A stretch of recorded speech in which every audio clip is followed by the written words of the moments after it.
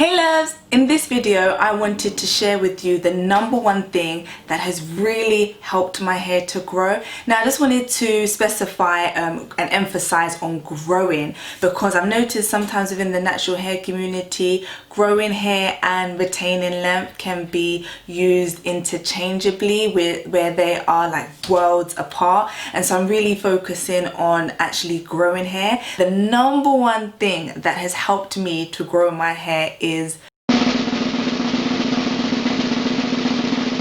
nutrition. And when I say nutrition, I mean eating nutritious, dense, quality food, and also drinking plenty of water. By far, this is the number one thing that has really helped my hair to grow, to help it to flourish. Now, some of the key vitamins that you want to be taking is vitamin A, your B vitamins, especially biotn, that is phenomenal for hair growth, vitamin C, vitamin D, and vitamin E.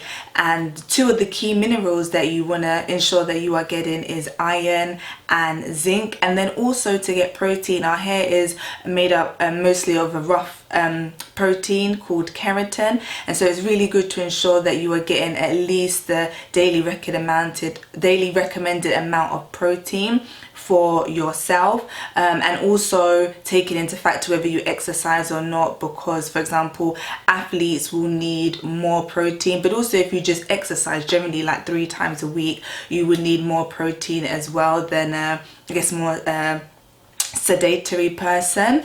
I know that you can still grow your hair while eating foods that is not quite nutritious. I remember being like a poor college student and I lived off packet noodles. It was like, what we having for breakfast? Noodles! What we having for lunch? Noodles. What we having for dinner? Noodles.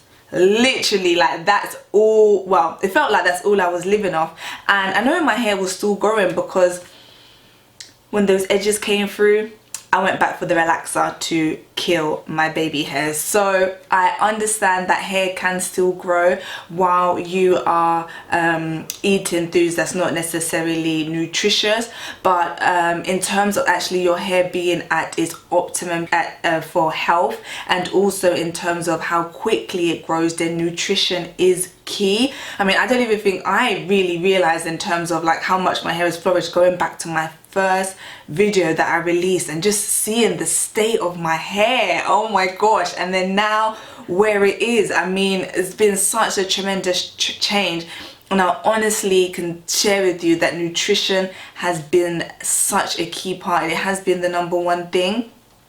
For example, vitamin D, it is linked to alopecia, which is a technical term for hair loss. So if vitamin D is now linked to hair loss, then it goes to say that when you are not getting enough vitamin D, although you may not be suffering from alopecia, then also your hair is not growing as quickly as it could be. Now, underneath your scalp, you have the hair follicle, which anchors the actual hair to your scalp, and at the bulb is at the base of the hair follicle is the hair bulb.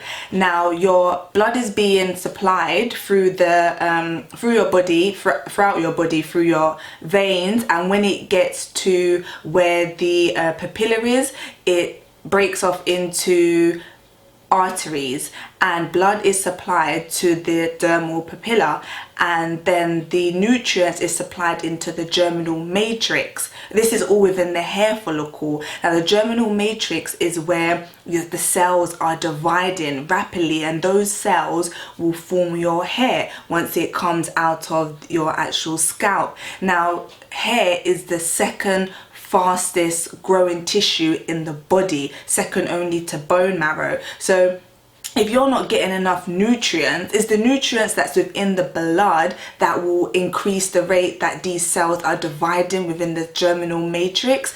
Now, if you're not getting enough nutrients, your body doesn't need hair to survive, which is sadly, you know, when you see like cancer patients and even stuff like alopecia, if your body's not getting enough vitamin D, it's going to be supplying it more to your vital organs.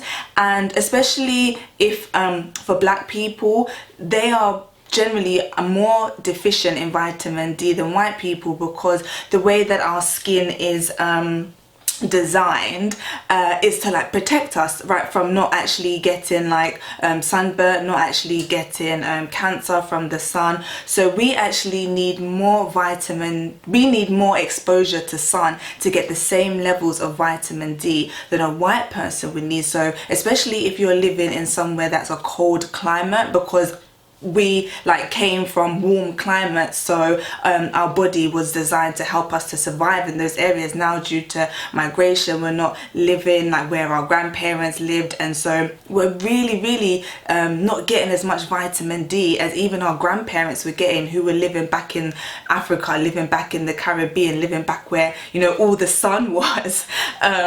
If you're not in a climate where it is sunny, for somewhere like Florida, I know it's really sunny, having visited there last year, but for myself, being in the UK, literally you can get like 4 seasons in one day, and there's not that much sun. So you really want to ensure that you are getting a lot of vitamin D as well. If you are suffering from alopecia, maybe take vitamin D and see how that helps. But also iron is a major cause for hair loss, and that's why if you are anemia, you may see that your hair is actually falling out as well, or becoming thinner, because people with anemia have low levels of iron. And so when your body doesn't have enough vitamins or enough minerals, it's going to stop producing the cells at the rate that it is within the germinal matrix, and provide the vitamins to your vital organs, and the minerals as well to your vital organs that is needed for survival. And this is why nutrition is so important for hair growth. I mean, I think it's really underestimated how important it is. And water as well, I drink about 2,000 liters. When I started my hair journey, I was drinking about 2,500 liters, because I was exercising a lot more, and so I was losing the body fluids through exercising, through the sweat. So I definitely drank a lot more water. Now I drink about 2,000, but that has really helped my hair to flourish as well. So if you are you know, on a journey, maybe you're at a length where you're not really interested in growing it any longer, you're happy at the length that it is, but it's still really important to have nutritious food and to drink plenty of water in terms of your hair's health, because I'm sure that nobody, no matter what their length is for their hair goals, wants hair that's not healthy or not as healthy as it can be. And that's what I want for you. I want your health to be your hair health to be at its optimum. I want it to be the best, and that's something that I'm really focusing on. When I started this channel, I was really like hair length, and of course I still do want that hair length. My goal is still to get the waist length minimum in its natural state, but I'm really focusing on the health of my hair. And the truth is, healthy hair is going to grow, and you're going to retain the length as well. Having vitamins and minerals will also help your hair to be thicker as well. The only actual way to get thicker hair is when it's being created within the germinal matrix of your hair. That's where stuff like density and texture is determined. And so it's so important to eat nutritious foods and to drink lots of water.